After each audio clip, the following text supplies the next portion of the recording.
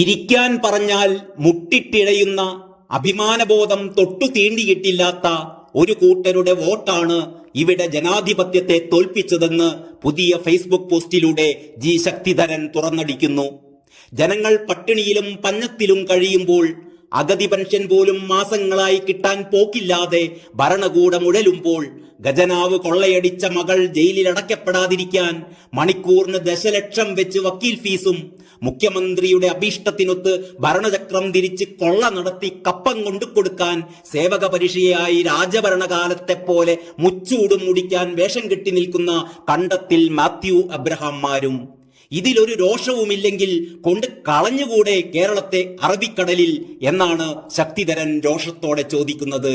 വാഴുന്നവരുടെ കൈകൾ എത്ര ശുദ്ധം എന്ന കൊടും പരിഹാസവും. പിണറായിയെ വലിച്ചു കീറി തേച്ചൊട്ടിക്കുകയാണ് ശക്തിധരൻ. നിയമസഭയിൽ കൈകൾ രണ്ടും ഉയർത്തിപ്പിടിച്ച് 916 പരിശുദ്ധം ഈ കൈകൾ എന്ന് ആണയിട്ട് പിണറായിയെ മനസ്സിൽ പ്രണമിച്ചു വേണം ഈ പോസ്റ്റിന്റെ ബാക്കി കൂടി നിങ്ങൾ കേൾക്കാൻ. സംസ്ഥാനത്ത് 23 വാർഡുകളിലേക്ക് നടന്ന തദ്ദേശ സ്വയംഭരണ തിരഞ്ഞെടുപ്പിന്റെ ഫലം കോൺഗ്രസിനെയും BJPയെയും ഞെട്ടിക്കുന്നതാണ് എന്നതിൽ സംശയമില്ല.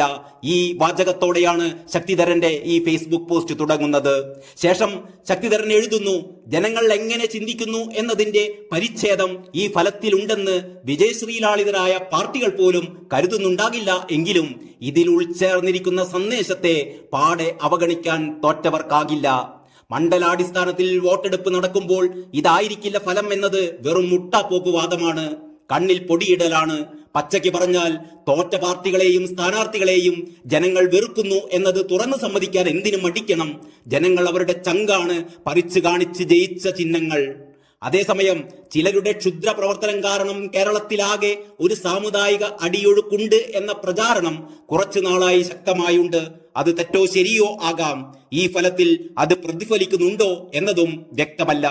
എങ്ങനെയാണ് ജനങ്ങൾ പൊടുന്നനെ ഇങ്ങനെ കീഴ്മേൽ മറിയുന്നത്? ഇതാണ് യഥാർത്ഥ വിധിയെങ്കിൽ ഇരു കൈ ഉയർത്തി അത് സ്വീകരിക്കുക തന്നെ വേണം. മറ്റേ തെരഞ്ഞെടുപ്പ് വരുമ്പോൾ മലർത്തിയടിച്ച് കാണിച്ചു തരാം എന്ന് വാദിക്കുന്നത് മൗഢ്യമാണ്. ഒട്ടേറെ പോരാട്ടങ്ങളിലൂടെ നല്ലൊരു നാളേക്ക് വേണ്ടി ജീവനും ചോരയും ചിന്തിയ ധീരരുടെ ഒസ്യത്താണ് നമ്മൾ വിയർപ്പൊഴുക്കാതെ ഇന്ന് വലിച്ചുവാരി തിന്നുന്നത്. അധികാരപ്രമത്തതയിൽ സമനില തെറ്റിയ ഭരണാധികാരിയും ആർത്തിപ്പണ്ടാരങ്ങളായ അയാളുടെ കുടുംബവും OV വിജയന്റെ ധർമ്മപുരാണത്തിൽ നിന്ന് പുനർജനിച്ച കുറെ മ്ലേച്ഛ കഥാപാത്രങ്ങൾക്കും വേണ്ടിയാണ് നിസ്വരായ അവർ എല്ലാം ത്യജിച്ചത് എങ്കിൽ നമുക്കെന്ത് ചെയ്യാൻ പറ്റും? അതിനെ ചെറുക്കാൻ ഇപ്പോഴുള്ള വെടിമരുന്നൊന്നും പോരാ. ഇപ്പോൾ ഉച്ചഭാഷണികളിലെ സിംഹഗർജനമാണ് ഇടതടവില്ലാതെ കേട്ടുകൊണ്ടിരിക്കുന്നത്. ഇത് വെറും മുക്കുപണ്ടമാണ്. സെക്രട്ടേറിയറ്റിൽ ചീഫ് സെക്രട്ടറിയായി 8 വർഷം മുമ്പ് അടുത്തൂൺ പറ്റിയ കണ്ടത്തിൽ മാത്യു അബ്രഹാമിന് ഇനിയും സെക്രട്ടേറിയറ്റിലെ ക്ലോസറ്റിൽ തന്നെ ശേഷിച്ച കാലം കൂടി തൂറുകയും പെടുക്കുകയും പ്രതിമാസം അതിന് 5 ലക്ഷം പ്രതിഫലം കിട്ടുകയും ചെയ്യണമെന്ന് ശാഠ്യം പിടിച്ചാൽ ഒറ്റ പരിഹാരമേയുള്ളൂ. നേരെ വയനാട്ടിൽ കാത്തിരിക്കുന്ന ആരൊക്കെയോ ഉണ്ട്. അതേ ഇനി വഴിയുള്ളൂ.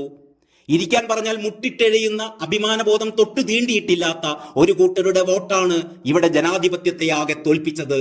അതും കൂടി ചേർന്നതാണ് നമ്മുടെ സമൂഹം എന്നതിൽ തർക്കമില്ല.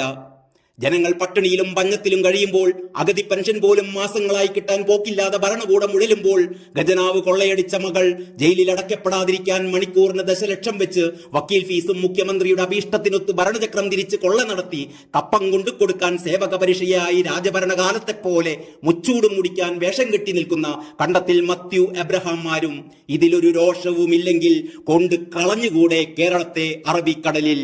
വാഴുന്നവരുടെ കൈകൾ എത്ര ശുദ്ധം. ഇവിടെ അവസാനിക്കുന്നു ശക്തിധരന്റെ ഫേസ്ബുക്ക് പോസ്റ്റ്.